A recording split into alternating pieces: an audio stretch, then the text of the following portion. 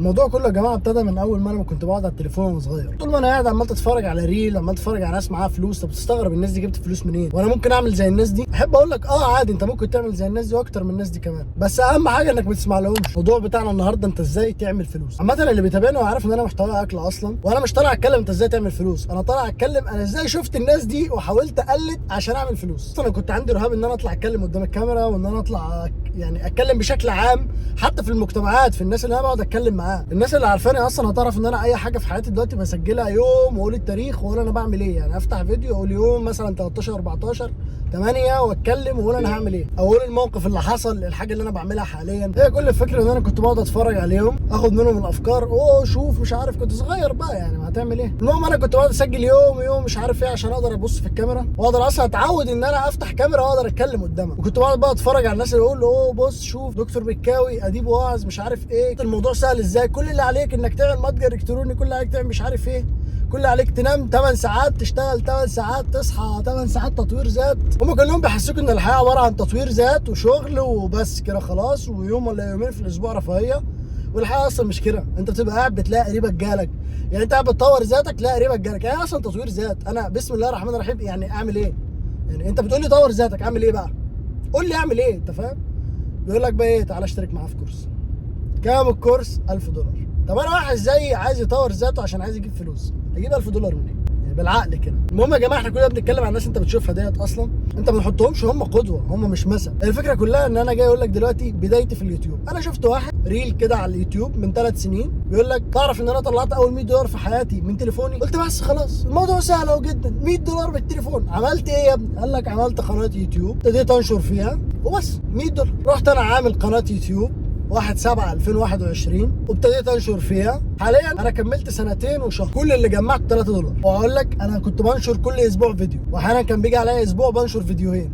الفيديوهات اصلا ما بتطلعش، ما حدش بيشوفها. قلت يمكن في حاجات وحشه، الفيديوهات القديمه انا سايبها عشان اتعلم منها. تيجي في حاجات وحشه عادي، كل واحد عنده غلطات. عدلت الغلطات، بقيت اتعلم مونتاج واعمل واسوي وي. هو ما قالش كل ده، هو قال لك انا طلعت $100 بس، ما كتبش قصه كفاح ولا قال انا هاخد وقت قد ايه. هو كل اللي عمله فتح فيديو سجله بس، جاب الريتش اللي هو عايزه، هو خد فلوس، الموضوع خلص. يعني الحياه ما ببصلهاش من المنظور دوت. هو مش هقول لك ما تعبش، بس عادي يعني ممكن هو اصلا يكون معاه فلوس من البدايه، فتح قناه يوتيوب عمل اعلان ممول، الموضوع خلص معاه.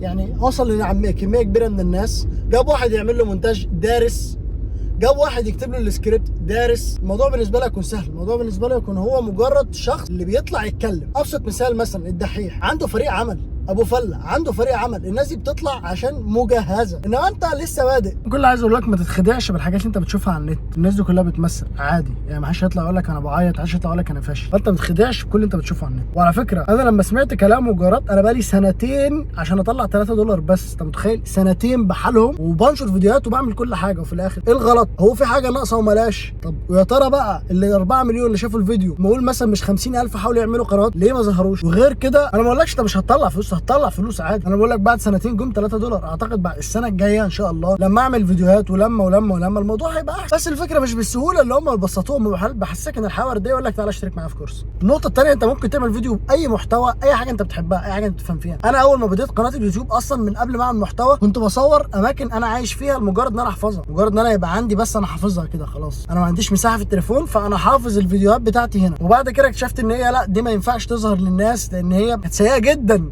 فوق المستوى، سيئه بطريقه مقرفه اصلا. بس يعني انا شايلها عندي في الخاص. الموضوع الثاني، انت ممكن تصور في اي مكان. يعني انا مثلا عقبال ما اتمشيت من بيتي لحد هنا 5 دقايق اوريك، انا جيت وقفت عادي بتكلم. ناس بتصطاد هناك اهيت مطلعه واحنا على البحر وعادي، يعني لو اي مكان ممكن تنزل في اي مكان تصور فيه، فاهم؟ وهنا جبل وانت قاعد في العربيه، فاهم؟ وعاملها على الباركينج وعادي، يعني واقف في نص الشارع كمان.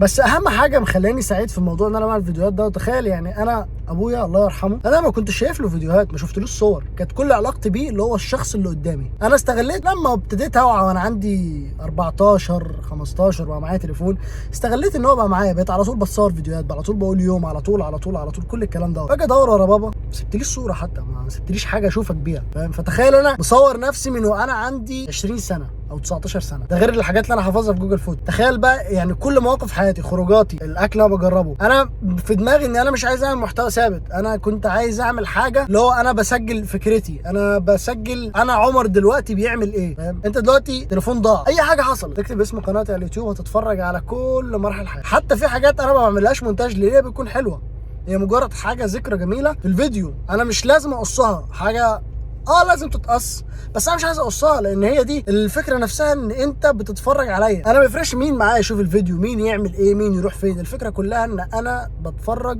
على مثلا بابا، على اخويا، على عمي، اللي هو هيبقى انا حصل لي اي حاجه ومت، انت هتجيبني منين؟ انت فاهم؟ مش هيكون قدامك حل غير انك تشوفني بصوتي وصورتي في الفيديو. طبعا العالم لسه عمال يتطور، يبقى في حاجات تانية كبيره ممكن، الله اعلم. يعني دلوقتي بقى بيخلوا الصوره تبتسم، ما اعرفش ممكن ايه اللي يحصل تاني يخلوها تتكلم كمان. بس يعني ده اللي في ايدي دلوقتي، وده اللي اقدر اعمله للاجيال اللي انا شايفه من منظوري حاليا.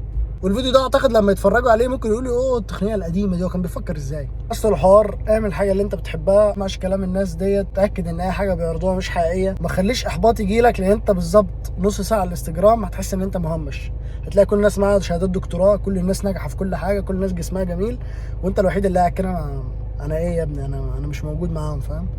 فبص للي حواليك، دول فئه بيمثلوا 1%. فاحنا كده خلصنا الفيديو، اتمنى يكون عجبكم، ويا ريت تكتبوا لي ارائكم، يعني شاركوني، وهل حد بيصدق الناس دي ولا لا.